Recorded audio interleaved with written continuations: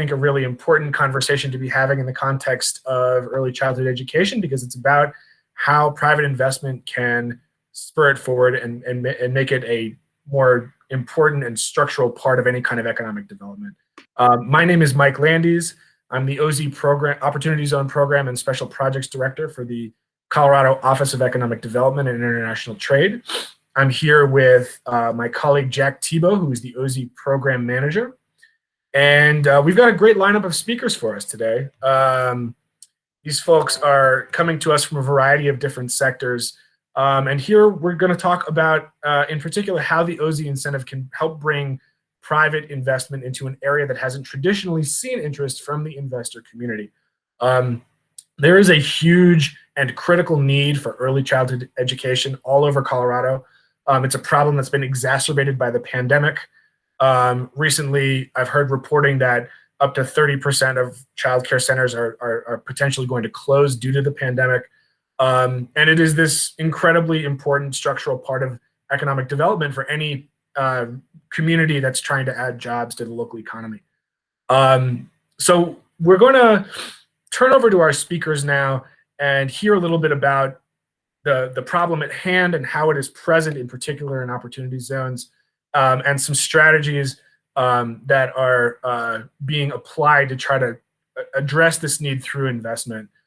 We are also thrilled to be able to say that we're going to have Governor Jared Polis jump into the meeting and provide a few remarks about the importance of early childhood education in our state.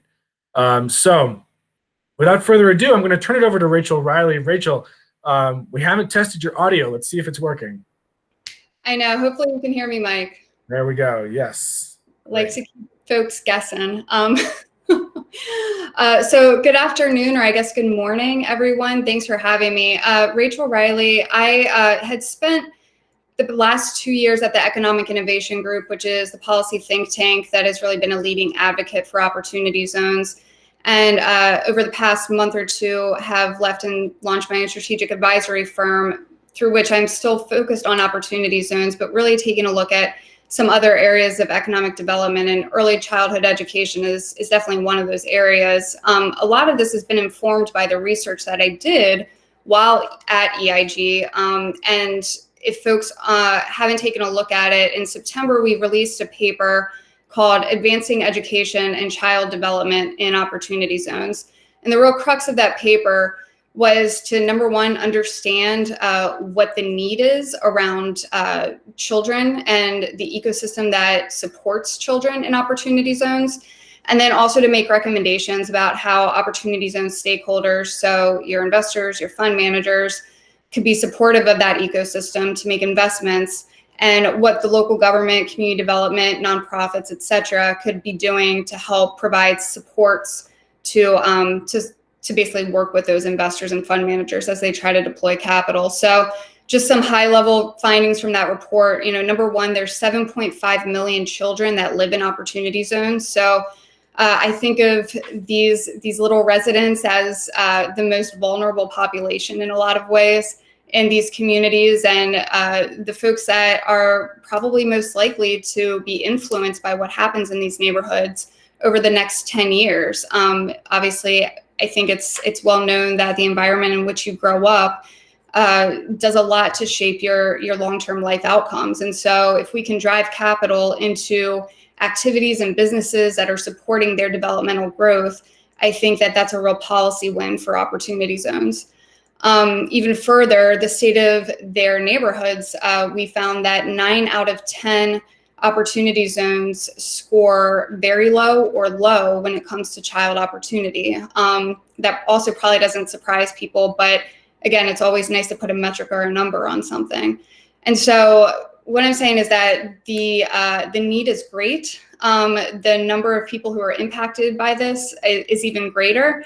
And as Mike mentioned, I think the pandemic really highlighted some of the issues that these communities have struggled with for decades, especially around the ability to access affordable childcare, the ability to get kids in preschool at affordable rates early so you could start that learning very early on, as well as trying to address the digital divide, or as my friend called it as I was speaking with her in Columbus over the weekend, digital redlining, which is a really interesting way to think about it.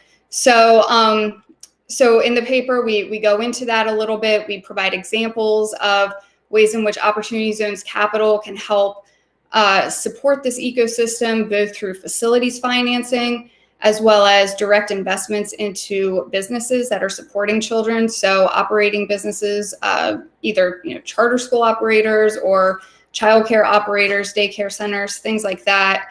But what I want to say is that, as awful as the pandemic has been for everyone, I always like to think about what the silver lining is. Where is the opportunity? And what I continue to tell investors, what I continue to tell economic development officials is that there's a real opportunity to think about how we're programming mixed-use buildings in this moment.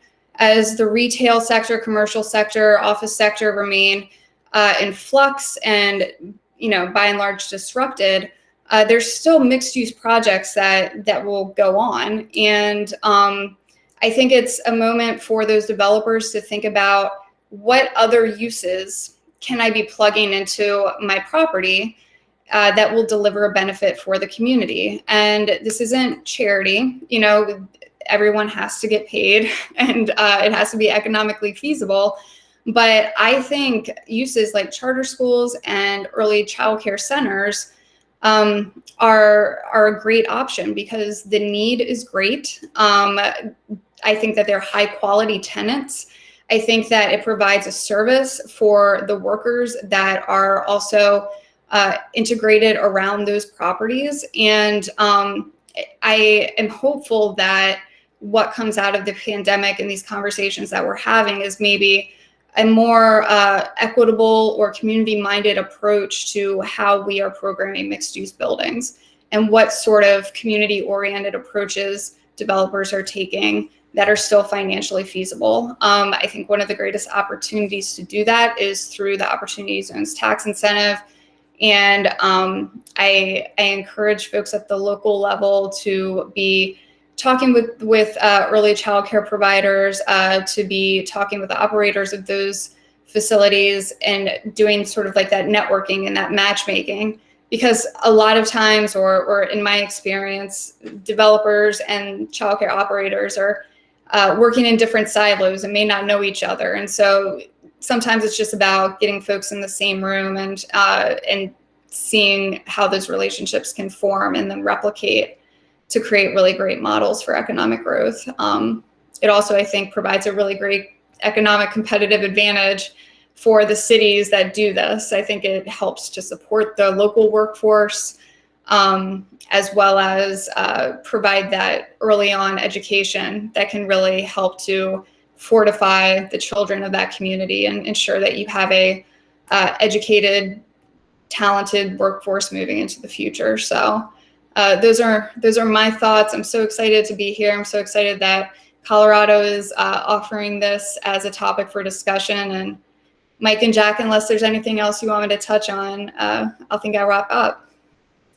No, that's a really great overview, Rachel. And I think that, not lost in this is the emphasis that there is a real tenable connection that can be grown between the private investors in a given area and their local community, that like trying to build those relationships as part of this is something that's really important. We've been talking a little bit at the state level about this question of how to build investor networks at the local level, and because ultimately there is a tangible reason for approaching folks as like an angel investor for their local community. Like you want to have an impact in your life in a positive way. Like let's leverage this. Frequently, there's huge examples all over the country of things like libraries, things like major public buildings. We want to insert early childhood education as part of the general regular lineup in how those local funds can be applied. So really, thank you, Rachel. It's great to have you here. I want to tell everyone on the call, by the way, that this call is going to end with a Q&A, but we have also in the past tried to be responsive to question and answer over the course of the call itself. So if you've got questions that you want to ask our presenters, please feel free to drop them into the chat, and we'll try to skewer them in the moment as we receive them. I think we've got a couple of minutes left before the governor is able to join. So Mary Alice Cohen, do you want to talk a little bit from CDHS's perspective about ways in which we can apply this private investment to early childhood education? Oh, excellent. Thank you, Mike. And hello, everyone. My name is Mary Alice Cohen. I'm the director of the Office of Early Childhood, and I'm really looking forward to learning today about all the different projects happening. I just wanted to highlight just a couple things in addition to what Rachel shared with all of us. And one is half of Coloradans live in childcare deserts, and those childcare deserts, research shows, disproportionately impact low to middle income neighborhoods as well as people of color. There's also another equity issue at hand, and that is that the majority of our workforce are women, and a high percentage of them are women of color. So this work that we're doing together also is directly addressing the female recession and other equity issues within our workforce. There are a few opportunities that for everyone to be aware of as we're looking at the topic today. And one is the employer-based child care bill that is going through that requires a 50% match for employers. And so it's a great way to help start up some of these expanding childcare and opportunity zones with the support of public funding. The other piece is that the governor has assigned our office a wildly important goal of identifying and supporting 10 employers with having on-site childcare, because we know the value of that, and especially in opportunity zones where if families can be on site with their children and they're not driving from childcare to their place of work and then back to childcare, there's multiple advantages of that for employee retention and satisfaction. So what I'm thinking too is I would love to follow up with a number of you on the call because we want to create, I'll pause there. We have an important visitor.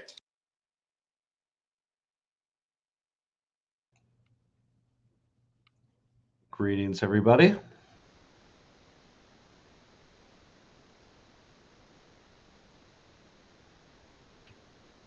Hey, Mike, you're on mute if you're trying to talk.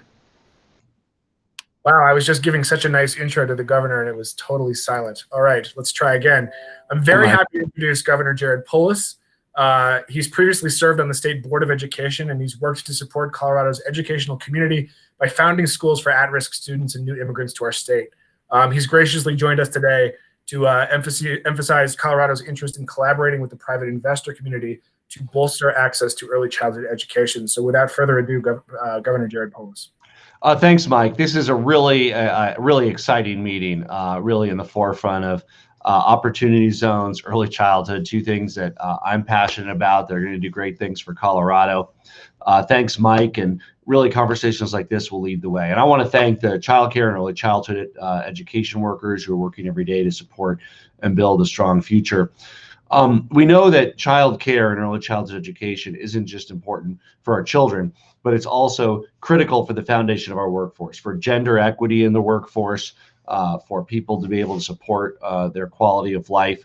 In fact, research shows that $1 spent on early childhood education can contribute $2.25 to the state's economy. That's why I was very proud to get full-day kindergarten done my first year in office. We passed an initiative last year. 67% of the voters voted for it, for universal preschool. That'll start in 2 years. That is a robust funding mechanism for birth through 5 providers. So that's something that was lacking before. That's very important. That can be a foundational aspect of viability for folks that are operators taking advantage of with developers with the Opportunity Zone tax credit. We're also working on new capital grants for childcare businesses. So again, there's some overlap there with folks who are able to take advantage of the opportunity tax credit with childcare. Operational funding that's more robust for the older kiddos. Some of that will also trickle down to the birth through 4, because working with early childhood councils, we're hoping to be able to make that a more robust funding source as well. And opportunity zones absolutely should play a key role in helping early childhood businesses get off the ground. That includes OEDIT's Opportunity Zone Capital Accelerator program. And I'm thrilled that joining us today is a local success story to show you how this program can support early childhood, be a model for other businesses in our state. Opportunity zones, of course, allowing for pre-tax money to be invested on the capital side. I'm just very excited about the alignment of all these things. The more robust operational funding, the state support and capital grants for the establishment, the federal opportunity zone tax credit that the state is embracing and working to maximize. There's just huge opportunities in early childhood. And as someone with a background in education, you can tell that's a subject I'm very passionate about. For Colorado for All, we have to begin with our children and our families, and by supporting their education and growth and parents in the workforce, we're really supporting the growth of our entire state. So I think as I look at opportunities and the opportunities on the opportunity zone side, I really think that early childhood rises to the top as something that the timing is right for. And we have some great panelists here today to talk about the opportunities. Thank you. Thank you so much, Governor. Really appreciate you being here. All right, I'll turn it back to you briefly, Mary Alice, before we move to our next presenter. Sure. Thank you, Mike. So I was just going to wrap up with the point that I see Scott's on the line too, and Scott and I are going to be working to form a community of practice for employers that want to pursue on-site care because it's such a daunting task to do so. So providing wraparound support to help them each step of the way. And so I think there's so many on this call that would be great contributors to that community of practice as we focus on areas most in need in our state. Fantastic. Thanks so much, Mary Alice. I encourage everybody who is interested to follow up with her about those opportunities. That's really, really important. All right, we'll move to our next presenter. It's going to be Chris Montgomery from 4 Points Funding. Chris, 4 Points Funding has established itself as a key partner in rural community revitalization and growth by investing in companies and projects situated in opportunity zones all over Colorado. And we will hear from Chris about how 4 Points Funding is supporting a mixed-use project that includes an early childhood education center. So Chris, take it away. Hey, thanks, Mike. Mike, I'm going to turn mine on, so I'm going to go ahead and share this. Stop presenting here. All right. Okay. Let's share right there. Can you guys, everyone see that? Screen on now? Okay, great.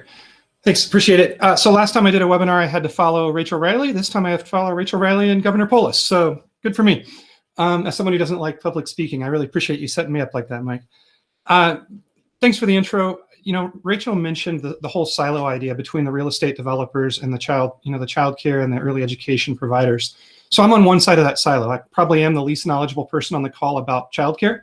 But we are experts on the opportunity zone and on real estate development. So we're actually looking to learn a lot from you guys today, and especially in the Q&A part of it. So I think I have some questions to ask, even though I'm one of the presenters. So who we are, this is my general intro slide that I go out to with investors. And I wanted to start there because the OZ legislation really is about for-profit investing, right? It's a massive tax break that's a break off the taxes on the profit that you make. So it only really makes sense in a for-profit investing world. So that's the lens that I'm coming from. How does this for-profit investing interact with government, philanthropy, and others to meet the needs of these communities? We are a Colorado-focused fund. As Mike mentioned, we're outside the urban areas. So we're focused on all of rural Colorado, everything outside the Colorado Springs, Fort Collins corridor. We've just launched our third fund. This fund is targeted as a $50 million fund. It's targeted at a $50 million fund. Our focus is primarily multifamily housing. So we're doing multifamily housing. We're doing some outdoor hospitality. We're doing some tuck-in impact projects. As I'm talking about childcare education or childcare and early education, it's going to be in the context of how that fits alongside of our multifamily primarily today. So I won't go through all of the structure of investing, but as a strategy, I mentioned that it's that it's outside the Front Range. And that's on purpose. It's for two reasons. One, it's where I live, right? I grew up here. It's important to make a difference in these places. From an investor perspective, it's also they're underinvested in overlooked areas. So It can be very hard to invest at scale in some of these rural areas, but everything that we're doing is focused on that challenge. How do we invest at scale in areas that have been too small typically to attract institutional investing? The way that we do that is by having a multi-asset fund. We raised $21 million for the first portfolio, raising 50 now, but we're investing that in smaller projects and in smaller communities. So we pool those together and then allow investors to invest directly into the current fund. So in these rural communities, there's several issues that we're facing. The biggest ones that typically come up, you guys probably super aware of this if you're on the government side of it, but employment, housing, healthcare, childcare. We hear those four all the time. We as a small private fund are not in a position to address all of those needs. But if you're not addressing all of them, solving one issue, we fundamentally believe it doesn't lead to healthy growth for the community. You need to address all of those as a community. The one that we're focused on particularly addressing is housing. So most of what we're talking about is when we're raising money is on the housing space. We call it the missing middle, right? Attainable housing, workforce housing, has a bunch of different labels out there. We don't do truly affordable housing, which is always federally subsidized. We certainly don't do luxury. So think housing for people with good, solid jobs in the community. That's the core of what we happen to be investing in. We also are investing in the outdoor hospitality, which I won't really talk about today. That's tiny home hotels, campgrounds, things that are unique to Colorado. But we also are on the job creation side of it. But one of the things that we've realized is that if we're in one of these communities, I'm going to talk specifically about Estes Park today, since that's the project that we have going. They have close to a 1,500 person shortfall in housing. So those people are commuting in. They're coming in from Lyons and other places up and down the Front Range. They're commuting in every day. Well, we want to solve part of that housing. We're going to build 94 units of housing right in the middle of Estes Park. Well, that's great. That's going to allow almost 100 families to be closer to where they work. That's actually going to concentrate and increase the childcare need in that community, right? People are now driving in. It's going to increase that childcare need. So though we are not, as I've mentioned probably too many times, not childcare experts, we really recognize the need for that. It's a need for the community. It's also an amenity, though. If we can build the right childcare, build and then have someone operate the right childcare directly next to where they live, adjacent to or even integrated into where they live, solves part of what Mary Alice was talking about, which is if you can have childcare at work, that's one way to solve it, or childcare where the concentrated housing is another way. So that's part of our goal. We're kind of in the experiment phase. We're building multiple, tend to be about 100 units in places. We're building in Glenwood Springs and in Grand Junction and Estes Park and a few other places that we'll announce shortly. Estes is the first one that we're doing this experiment around about let's build childcare. Let's go ahead and build childcare into the facility as we do it.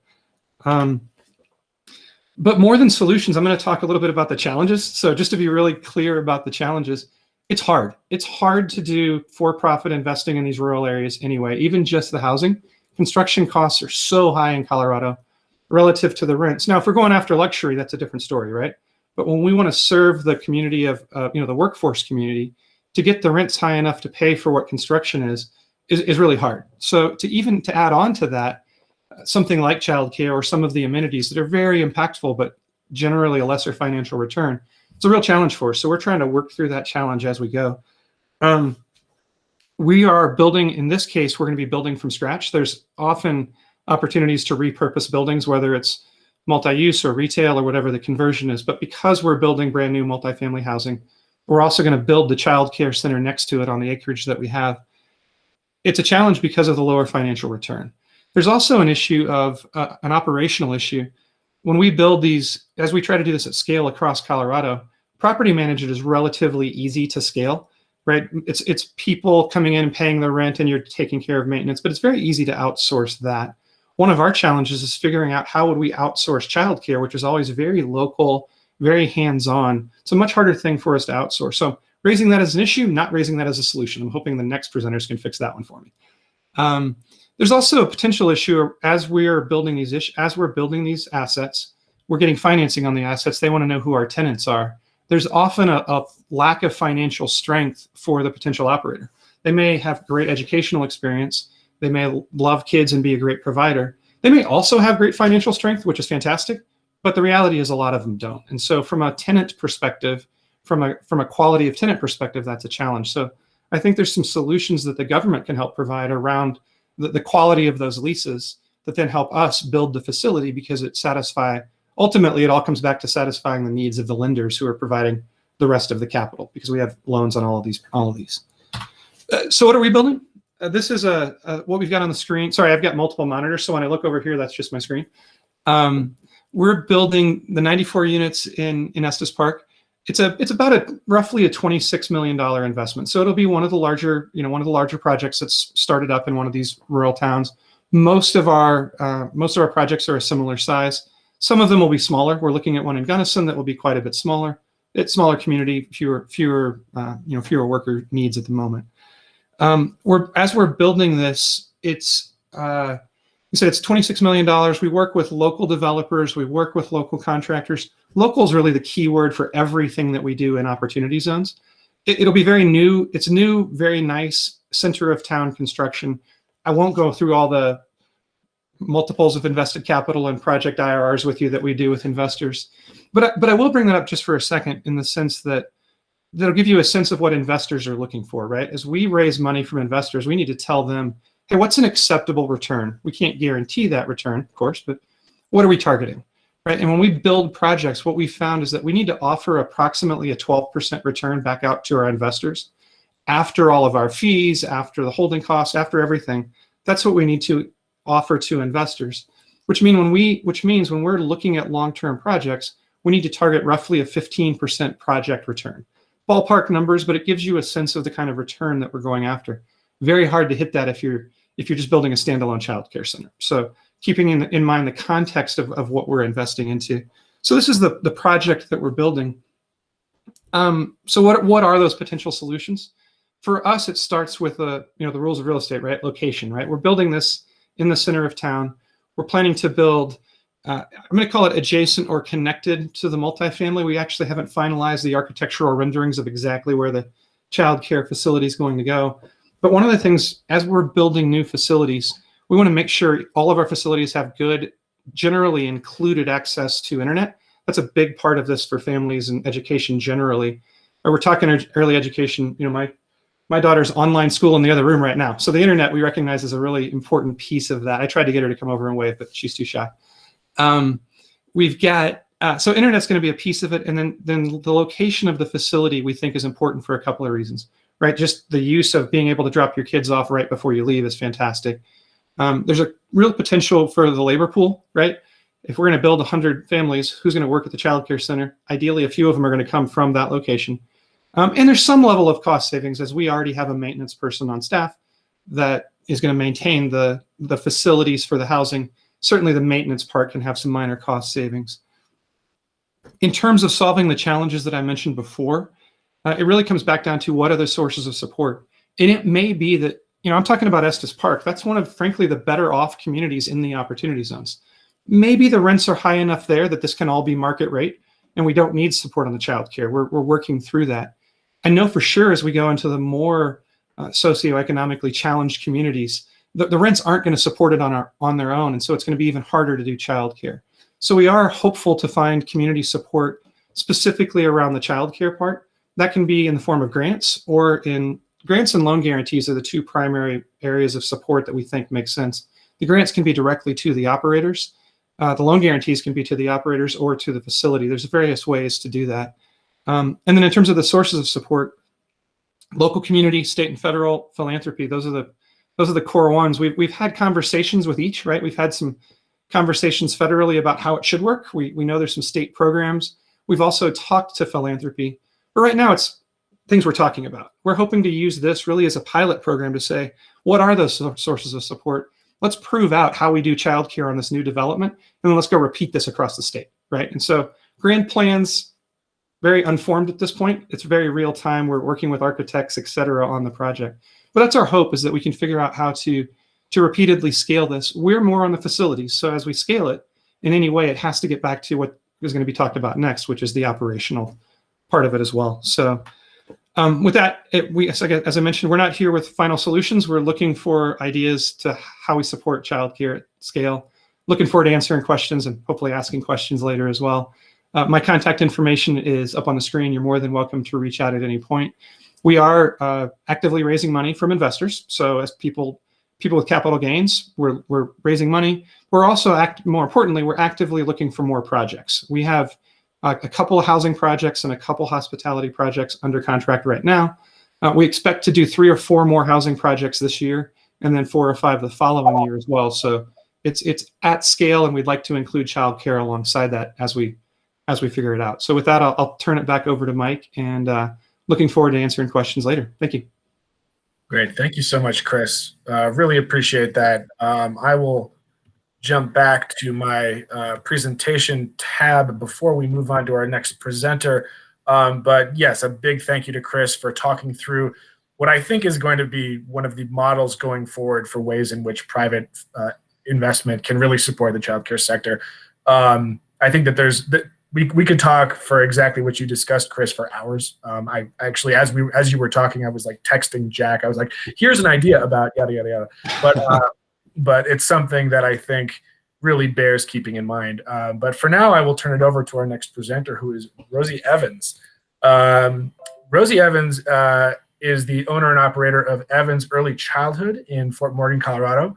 It's a state-licensed child care center and preschool that is in the process of expanding its capacity from 52 spaces to 145. And they've been able to approach this process through partnerships with the city of Fort Morgan and their participants in our OZ Capital Accelerator program that Governor Polis was nice enough to reference in his address here. And they're looking into ways private capital can help them expand their business. So I'm going to stop presenting right away and turn it back over to you, Rosie. Okay, great. Thank you so much for having me today. This has just been a pleasure, and I'm learning so much. I think I was more excited about hearing everyone else's talks, but I'm definitely excited to share our story today. So again, I'm Rosie Evans with Evans Early Childhood. It's hard to tell our story in just 15 minutes, but in a nutshell, my husband and I moved to Fort Morgan fresh out of college. We both have teaching degrees. So we taught for the Fort Morgan School District for 4 years until we had our daughter, Emma. And that's when we had to face the childcare dilemma of what are we going to do with our daughter? Not only could we not afford childcare on 2 teacher salaries, but there wasn't quality childcare and there wasn't accessible childcare. So we really began our home childcare out of a necessity for our own child to be able to have childcare. So we started in our basement. We both quit our teaching jobs and we operated a large family childcare home. So we were able to have 12 children in our home, including our daughter. And after being in our home for a short while, we discovered that we weren't the only ones that were in this dilemma to find childcare. So we began writing a business plan with the help of the entrepreneurship program at our local community college, Morgan Community College. And ultimately, we were able to build the first child care center in Morgan County. So I'm going to show a short video clip, and I hope it comes through okay. Let me pull it up here. If it doesn't come through very well, I'll post the link in the chat. Can you see the video?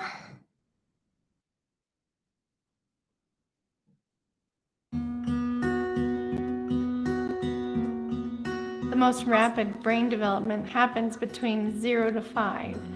That's where children's brains grow faster than they ever will in their entire life. And so that's not something we take lightly. I mean, this is one of the most pivotal times for children, and we want to make sure we're doing everything we can to support their positive mental health, physical health, social, emotional well-being. And we've heard all the studies about the early years of life being the most crucial to them. And seeing those studies, and you want to feel that you had a part in setting up a solid foundation for them. I'm Brian Evans. And I'm Rosie Evans, and we started Evans Early Childhood 2 years ago. Rosie and Brian have a gift, and it's a blessing for all of us who bring our kids here. We are Patty Sieber and Rob Sieber. Our son is Croy, and he's 4.5. Croy was one of their first 10, I believe. I think so, yeah. That started in their home. Rosie and I both started as teachers in the school district here in Fort Morgan.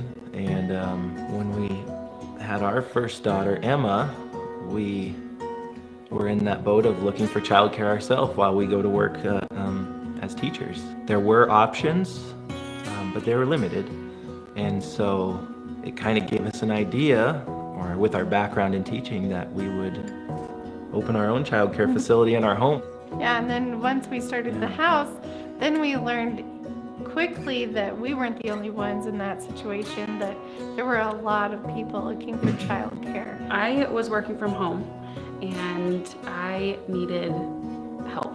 Somewhere to take Croy that wasn't just a daycare. You know, I wanted licensed. I wanted to make sure he was going to be learning. And I love in-home daycare as well, and that's where he started with them. We were full in our house within about 3 months. We had 12 spots then, and they filled very quickly, and we kept getting calls and kept getting calls. We went through the transition with them to their beautiful new building, and we love it. Kind of the same story when we opened our center. We were full in 3 months, and there's still an incredible need to be served in our county. To see this building expand and them being able to accept more kids would be incredible. So we're hoping that we'll be able to expand our capacity from 52 to 145. We would be able to add an after-school program for school-aged children as well as a summer camp.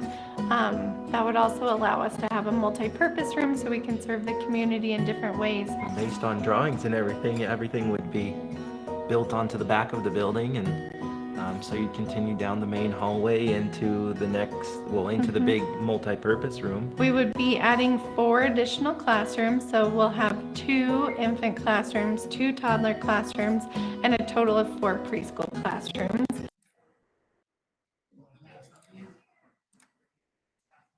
Okay, so I'm gonna pause it there. I hope it came through okay.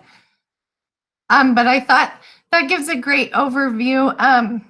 What's really neat is that video was made about a year ago, and now we put up our first pieces of on our expansion just yesterday. So we're super excited that it's really coming to life now.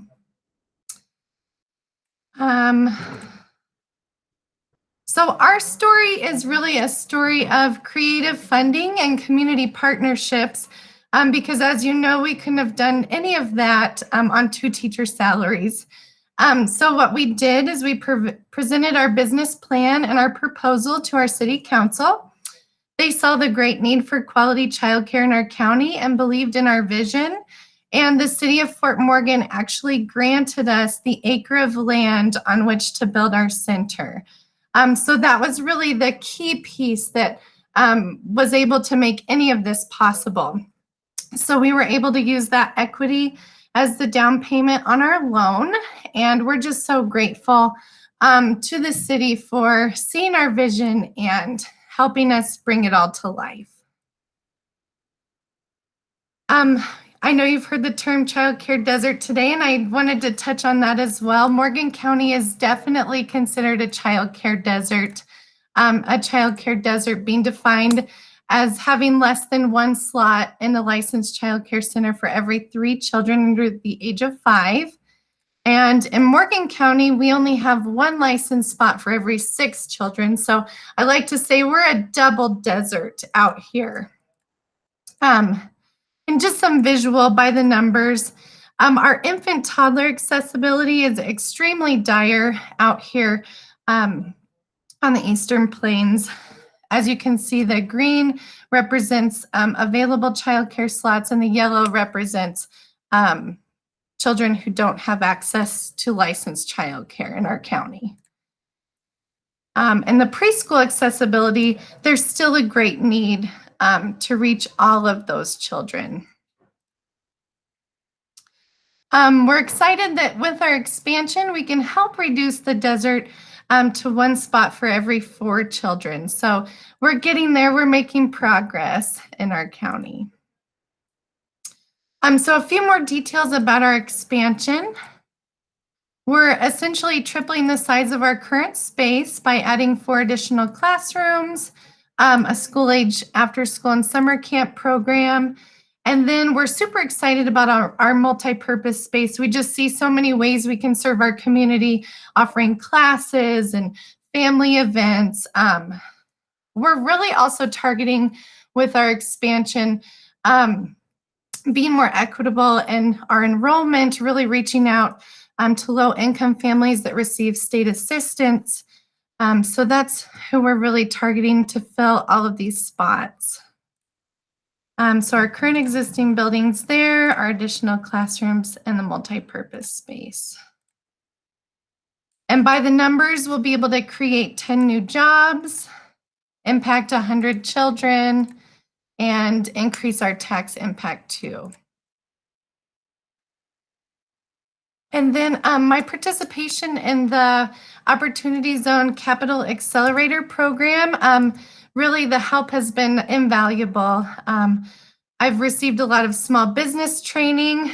Obviously, my background is in education, so having that extra training has been so helpful in learning how to run a business. I've received individual support to complete and polish up my expansion business plan. And the team has also helped me search for other creative funding streams. And what we're working on now is the possibility of looking to other counties in rural northeastern Colorado to even look at having more locations and using our Opportunity Zone investment to potentially do that on a larger scale.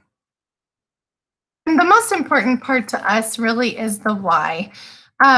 Investors should know why they should be investing in early childhood education. So there's my daughter, Emma. Emma's been in childcare since she was 6 weeks old. She will have attended childcare for 11,500 hours by the time she enters kindergarten. This is more time than she'll spend in school from grades kindergarten to 9th grade. So we know that quality early learning is just critically important. So thank you very much for your time today. Thank you so much, Rosie. That was a fabulous representation of exactly what kind of need there is in these rural counties, and for providing for us just a window into how we can see this. Like it feels like there's a path for fixing this based on how you're approaching it, and you know, if the market is really driven by need, right?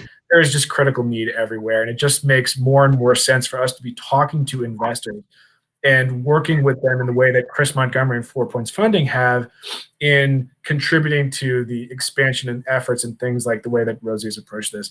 I also have a son who's going to be 2 in May, and I have no idea how I would do my job if he was home all the time. I have no idea. So this is very much speaking to my own heart, my experience of mine and my wife's. We arrived in some of the folks on the call know that we arrived in Colorado last year in April. We got childcare for him in November, so that was an experience. But anyway, enough about me. On to our next speaker. We thank you, Rosie, and folks who have questions for Rosie, please follow up with her. We're happy to provide her contact information. But finally, I'm happy to introduce Jamie Herbert of Bridge Care.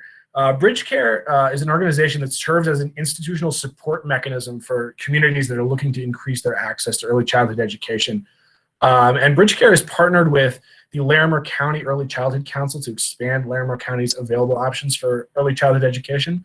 And they've created a model that can be replicated in county-level economic development strategic plans that are looking for assistance in including early childhood education. So Jamie, would you like me to stop presenting and leave it to you here? Yeah, that'd be great. Okay, great. Thanks. Take it away. Okay. Just get the slides.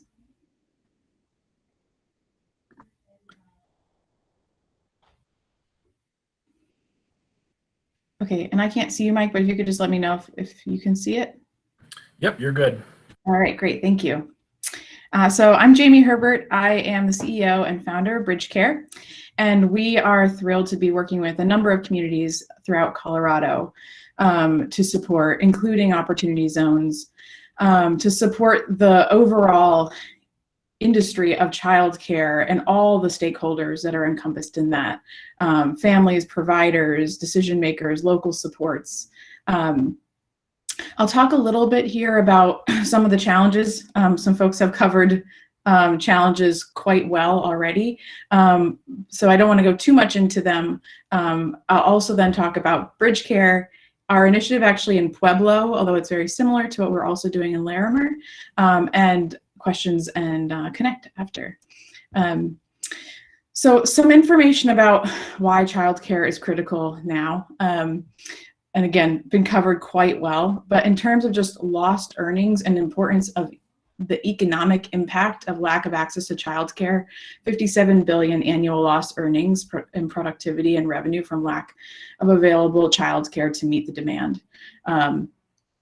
2 billion average annual loss to state governments as a result. And since the pandemic, 35% of child care center closures as of July, which has changed considerably since then, and 21% of family child care home closures, which, we've already been talking about the issues of supply, and now we have lost additional since the beginning of the pandemic. And then the cost being such a struggle for so many families, including the fact that infant care is the most expensive on average. But I think what's really important here, I'd like to just add on to the really important point that Rosie made and Mary Alice made about childcare deserts, is that there is a major lack of access in terms of supply. And when supply is so limited, it is very difficult to identify where those openings are. And so I'm so thrilled to be following the other speakers because they've touched on really important things that Chris and Rosie are doing to increase supply of care. What Bridge Care does is support those folks who are looking to increase supply of care and help efficiently match families with that growing, hopefully growing supply of care. Because childcare ultimately is a business by and large. Even if they're a nonprofit, they still tend to have to make ends meet. And it's very important that those seats that are open are filled quickly, both for families to find the support and for providers to be able to keep the lights on and make the payroll. So our systems help make that match to support the overall ecosystem and to provide better data for our decision makers. So we're Bridge Care. We're serving families, providers, and local organizations in 250 counties in 8 states across the country. And we do that with our technology infrastructure for childcare. So as I mentioned, I'm going to talk a little bit about the Pueblo initiative we have in Pueblo County. We are in a couple other counties as well across Colorado. And we've seen a real rise in adoption of these types of supports because the pandemic has, I like to say, taken a problem that was a kind of constant ongoing challenge where, Rosie specifically talked about her challenge finding care as a parent. Mike's talked about the importance of needing care as a parent. It's very difficult to locate the right childcare fit for your family because often it's very difficult to find all the information you need in one place. Most importantly, where is there an open spot for me when I need it? And so parents need a single place where they can go with that real-time data provided by the information from licensing as well as from the providers themselves. The pandemic has made that worse because schools have shut down. School-age children who never needed full-time care are all of a sudden needing it, while many infants are being kept home. And so the whole supply and demand of care has shuffled. And it's taken a kind of constant problem that folks have kind of navigated around and made it a very acute pain point throughout the pandemic. It's also become a really acute pain point for governments, local governments, state governments, and organizations supporting families and providers, because they don't have the data to know exactly who is needing care and where. So when we talk about childcare deserts, it's based on census information. So while it is clear that there's a supply issue, we don't know exactly who is looking for care and where those exact needs are and when. So real-time data allows us to really help pinpoint where the needs are and deploy, federal relief funds right now, but ongoing funds really much more effectively. So what does this look like in Pueblo County? Children First is the organization. Our tools are all white labeled. So, Bridge Care really sees ourselves as the support to the community. You don't really see Bridge Care branding anywhere. It's about how do we better support the local organizations, the councils and childcare resource and referral networks that are doing that day in and day out support of families and childcare providers in their communities. Our tools allow providers to input information that families really need to know, like, do they provide toilet training?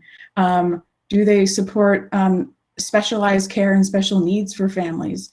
What languages do they support? What kind of curriculum do they have? We also allow families to be able to navigate by a location or along their commute. And so not only can we see, is there a provider in a specific zip code or a specific county, but how close is it to me in my location? Or is it along my route to work? We have payment options, and parents can easily find if there's subsidy support as well. And then as you can see here on this profile, you can also message the provider directly. And so this is a huge part of quickly and efficiently matching providers with families in need of care. There are also filters to help really narrow in on, if you're a family that qualifies for subsidy and you only want to see providers that accept subsidy, you can look there. Or if you need care tomorrow, where is there a provider that has an availability right now? That information is all populated by providers. And providers, more than ever, know how important it is for families to be able to find them and get their information, because in order to stay in business, many right now are at risk of closing because their capacities are lower and families have chosen to stay home through the pandemic. And so many of them are looking to fill open seats where they hadn't been in the past. And so they are motivated to fill out their profiles. They're able to provide information specifically about how they are responding to COVID-19 and what CDC guidelines they are following specifically to kind of ease concerns of parents and help them get comfortable with sending their children back to childcare, which again supports the economy by getting families back to parents back into the workplace. We hear from chambers of commerce and employers all over the country about how critical childcare is to rebuilding the economy and getting folks back to work. And this is a really important part of it, is getting families comfortable with what the providers are doing to support them and provide safety for their children. They're able to provide all kinds of information about their center, including information about staff and photos. Again, these are things that typically we don't think of as data from a perspective of numbers, but is critical to families locating childcare in their area. And then all of this information feeds into our administrators portal, which provides dynamic reporting and real-time data on who is looking for care, of what age group, in which zip codes. You can filter by date ranges to see how that has changed over time. And also you can see the engagement of the providers. So our local organizations are able to see how they can better support the programs in their area and how to get them engaged. And then at the more governmental level, folks can see where resources need to be spent. And we know that what we measure ends up mattering, right? Because it's very difficult to make the case to invest in care when we don't have good data to support that investment. And so what folks have been thrilled to have now is real-time data about where there is need and how that investment can be placed, so that we can be supporting all the work that Rosie and Chris and Mary Alice and all the folks across the state are doing to create more supply of quality childcare in Colorado and across the country. So I think I'll end it there. I'm happy to answer any questions. Again, my name is Jamie Herbert. I'm the CEO and founder of Bridge Care, and look forward to discussion. Great, thank you so much, Jamie. I was really happy that Jamie was going to be able to join us, because it's just good to know that folks are thinking outside the box in terms of how they're able to better support communities that are trying to solve this problem. This is just one really great example coming out of the private sector that's trying to address the issues at hand. And this question of data is something that is, always at the forefront of OEDIT's mind, right? Like, you can't make good policy decisions if you don't know what's happening. So that's just something to kind of put in the back of our heads as just like knowledge of support mechanisms that are making it easier for local communities to take advantage of better strategic plans that support early childhood education. And now we're at the portion of our call that is a Q&A. And I want to open it to the audience at this point. You can either chime in by just unmuting yourself and asking a question, or you can put a question into the chat box. These were really great presentations, and I think that they synced up really well to give an overview of ways in which the private sector can help address this problem. So I will open it to the audience at this point for any questions right off the bat. Yeah, we'll just open it here. Any questions? Hey, Mike, Kelly Ann Rubel here. I am on the Bridge Care team, and my background is in innovative finance for early childhood. And this has just been a phenomenal presentation. My question is, from my understanding, Colorado and OEDIT have investment tax credits for certain qualified businesses that can carry forward on your state tax liability for a few years. Are childcare businesses allowable businesses under this investment tax credit? And could this, if so, could this layer on top of the opportunity zone investing benefits to investors? So the short answer to both questions is yes. The question of the details of those business investment tax credits are definitely the bailiwick of someone who's not me. But I will say that, to the best of my knowledge, these businesses do qualify for them. I can answer better the question about the OZ incentive.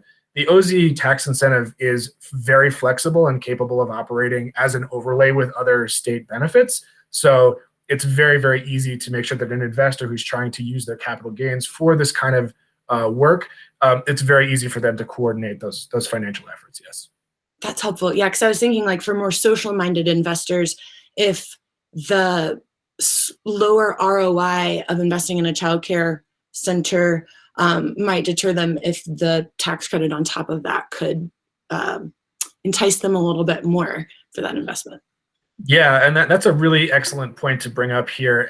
And for anyone who's on the call who's unaware of how the OZ program works, the largest benefit that it provides is that anyone who puts their capital gains dollars in an investment through a qualified opportunity fund and leaves it there for 10 years, any gains made on that investment will not be taxed. So it is a very powerful tax incentive and useful for patient capital, especially in instances where they're investing in an institution or a building that isn't going anywhere for a while. We are not going to run out of demand for early childhood education.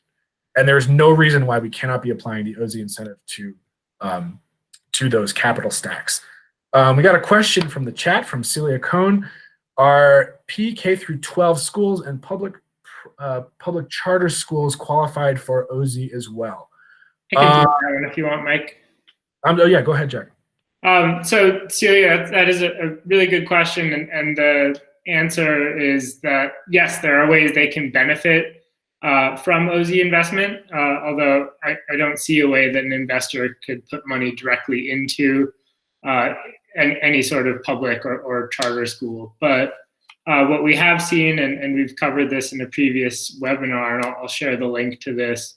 What we have seen is opportunity zone investments in real estate that is then leased to government agencies or schools or hospitals.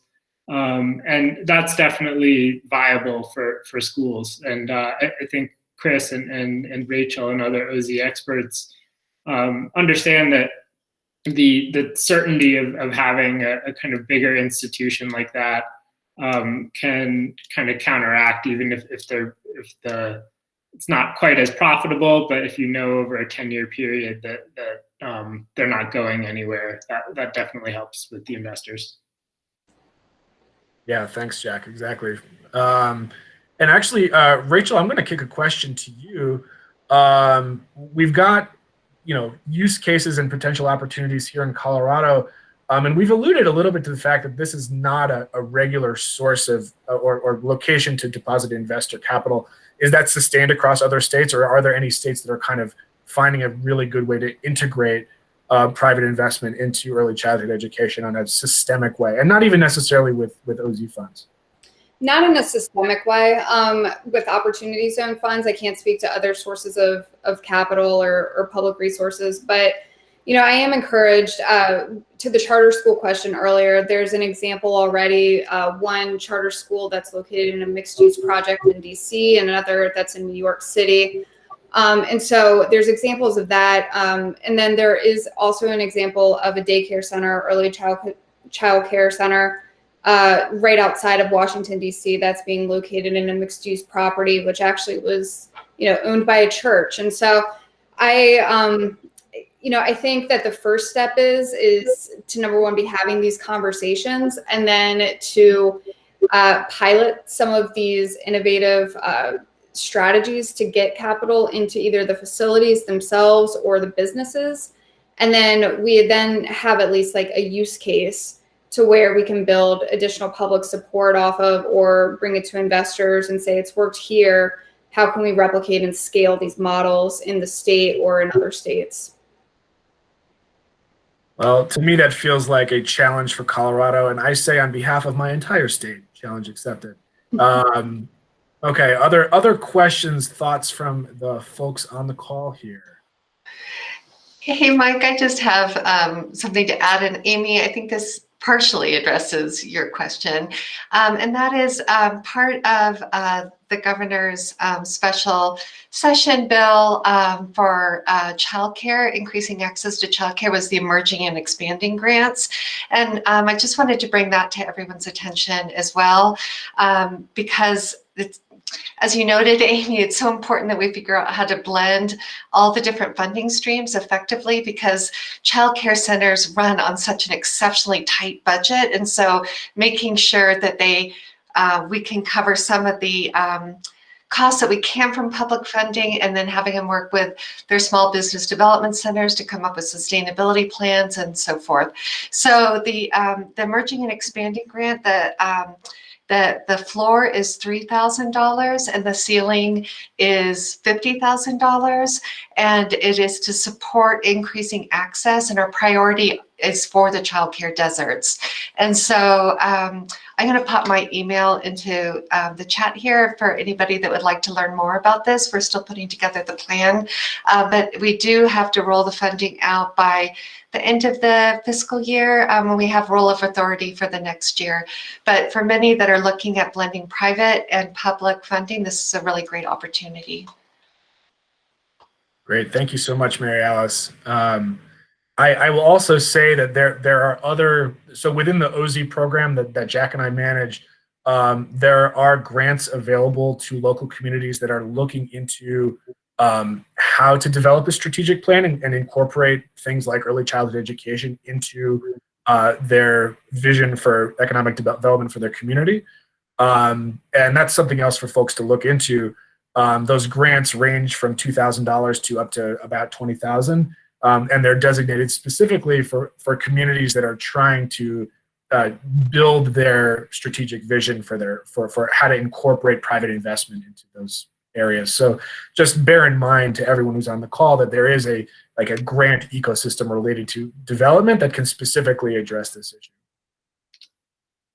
All right, other questions or thoughts?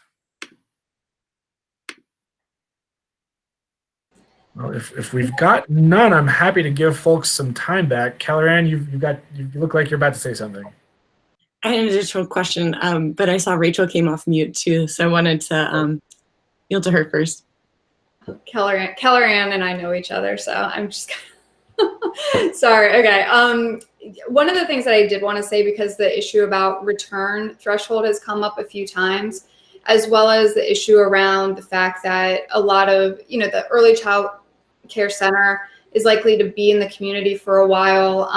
I think for a developer or a project owner, these two issues become really, they're interrelated, but they're really important. So in a mixed use project, even if you know that the return threshold is going to be low on something like a child care center, if you're able to put in other uses into the project, then you can blend up your return. And so the return threshold doesn't become as much of a hurdle.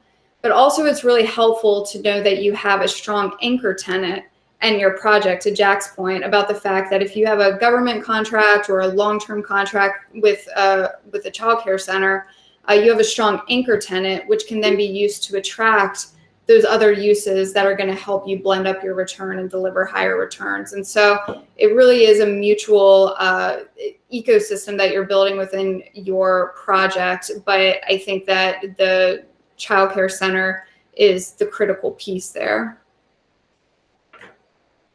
Well, it's funny, Rachel, because my thought was actually along those same lines, because there's a lot of data that show that the addition of child care center in a community raises property values in that community. And Chris, I was wondering if that was baked into some of your calculations, because it seems like, especially for those mixed use housing projects or mixed unit housing projects, there's a case to be made for an even stronger return on investment with that increase of property values.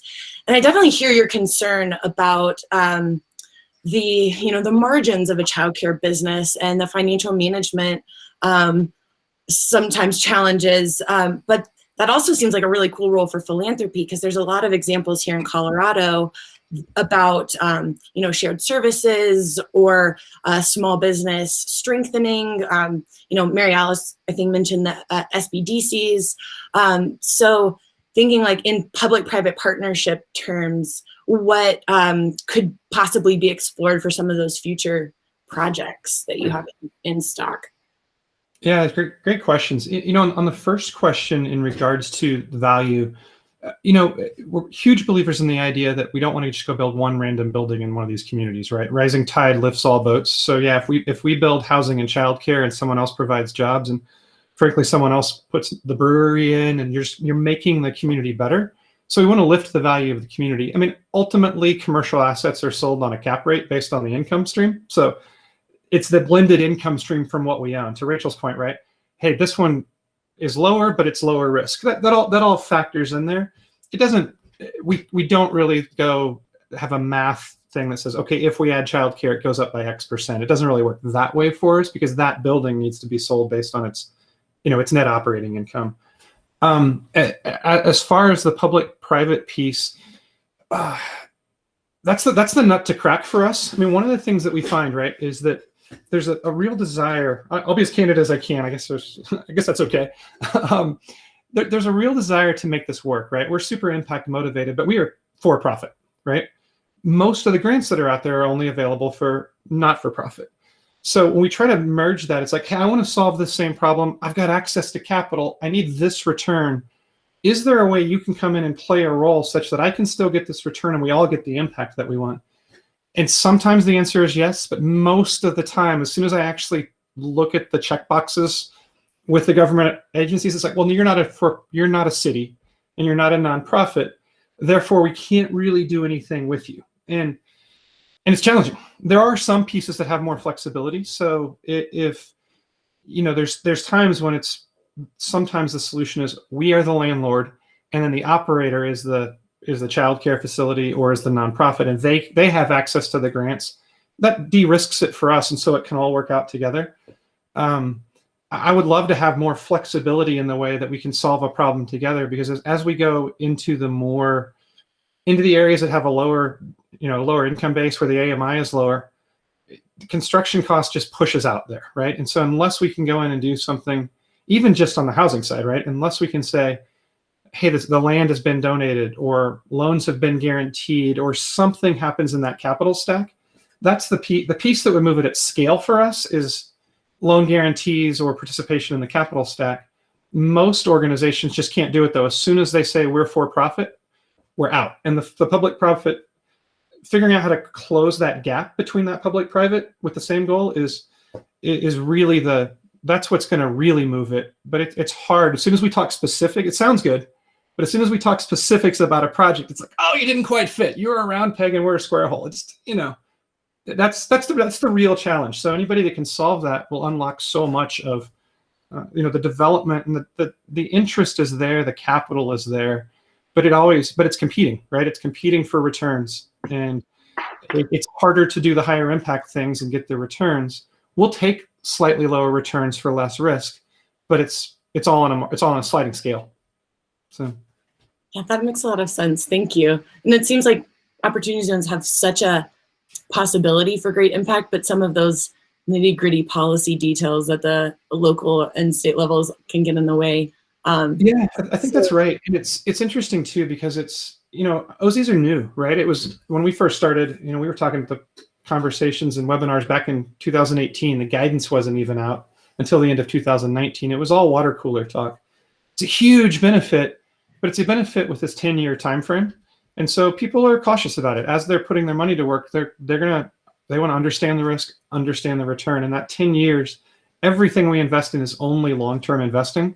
That actually lines up really well with growth and economic development and the things the state wants to do. We just have to make it work out and make those policies flexible enough to work with the for-profit investors. Otherwise, we're just out doing real estate and the impact stuff gets left behind. Thank you. That's really helpful. And one thing that you could consider maybe on that cap stack issue of loan guarantees is a newer trend in philanthropy is philanthropies are leveraging their balance sheets to do those loan guarantees. And it's a way to back those riskier investments without leveraging any liquid capital. Yeah, that's absolutely. That's the number one thing that we're trying to pursue. We just don't have it nailed down. I think that's the number one thing that will help opportunity zones in particular. And I won't get tax wonky on you, but opportunity zones need to pursue what's called non-recourse debt. It's not like if I go borrow for my house, I guarantee the debt. But when I've got a fund, I need to not guarantee that. It's too big, and B, I need it for tax reasons that I won't get into on the call. Having somebody that can guarantee the construction debt or help leverage a piece of it really will unlock it, particularly in the opportunity zone world. It's probably the biggest opportunity / challenge out there to move some of these projects forward. There's a lot of educational component to that yet. I hope that happens in 2021. We were not able to get one of those done in 2020. So we're looking for it. But. Thanks, Chris. And thanks, Mike, for letting me take up so much mic time. I would say that the key to hosting webinars is put people on it who know more about the subject than you do. So yeah, that's what prompts the fruitful discussion. I think also the context of that conversation is worthwhile in that Rosie's given us like a really good example of like a localized partnership with the county that kicks off what could potentially lead to conversations that solve some of the problems that Chris is talking about. So like that's something that I love that all of our speakers are sort of interacting with each other here. Rachel, go ahead. Yeah, Mike, thanks. I just want to I want to underscore Chris's point about guaranteeing the construction loan and the importance that Kellyanne pointed out, that if you can, as a foundation, come off your balance sheet and provide that guarantee, it results in a real cost savings to the project. Chris, I don't know, like, have you pursued third-party guarantees? Because it costs money to get that third-party guarantee. And so if you can do it with a foundation and not have to include that in your expenditures, I think it results in cost savings to the project. Yeah, it's a huge thing. We pursued it. To give you a specific example, when we were talking to a bank about a project, right? And they said, well, hey, if you want to get this much we'll give you this much extra leverage. We'll loan you an extra $1 million as long as you pledge an extra $1 million. I'm like, wait, that didn't help me, right? It's like, great, that sounds good. If I have a ton of money, you'll loan me money, right? And we do obviously have access to some money. We've worked with Zoma Capital. They've been really helpful with us. Some of you guys know them. They've been incredibly helpful with providing a line of credit to us to move some things forward. And they've got some flexibility around it. But in terms of specific projects, they're doing that on the investment side, though, on the capital side. In terms of philanthropy, we've had, I won't name names on the philanthropy that we're in conversations with, but we've had multiple conversations with groups that are particularly motivated around childcare and around housing. So we're mostly in housing, but again, we're touching on both. We've had those conversations. It's just, even then, you're trying to steer the Titanic a little bit, right? It's like, this is how we've been doing business. Here's this massive incentive. But the incentive, the way we look at opportunity zones is really as a spotlight, right? It's shining the light on these communities, and it's making people consider investing with us. And that's great. That opens the door. But it ultimately comes down to, what's the underlying investments you're making? We're writing a check into this project, and they want to see those returns. So if philanthropy can do that, yeah, we're having the conversations. My partner Stephanie, who many of you know, who used to be the director of OEdit, has some of those relationships, and we've been having those conversations. But that debt piece, the leverage, the balance sheet, is the biggest thing that we just haven't quite. There's the flexibility and the timing, and part of it is, hey, if we're making an offer, we've got to do it in the next month, and we've got to go close on this property, and a loan guarantee that might take place 3 years from now just doesn't do anything for us, right? Well, it'll be in service. So that's not to be, I don't want to sound whiny. I want to identify the challenges, right? It's a real challenge. We haven't solved it. I go to the local bank. We're building stuff in Craig. We're one of the larger investors in that town. It needs its food desert, childcare desert, all those things, right? Go to the local bank that's there, and as soon as I mention the type of debt I need, they're like, sorry, you don't fit. And it's like, oh, I want to solve these. We want to do the same things, and we can't. And so, yeah, leveraging that balance sheet of philanthropy is cleanest, quickest way to move forward as soon as we get people fully on board with that concept. So, Rachel, you could probably help with that, but that's where we are. So, I didn't tell Rachel part of the reason for her appearing here was to get her clients. Yeah. Exactly. Business development. Right. Other thoughts, questions from that extremely fruitful discussion here?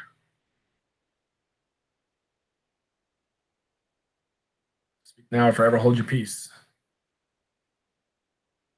All right. Well, then I will say a huge thank you to all of our presenters, Rachel, Chris, Rosie, Jamie, of course, Governor Polis for being here, and Mary Alice Cohen for jumping in off the bench and providing some info about opportunities to get involved with Colorado State government and early childhood education.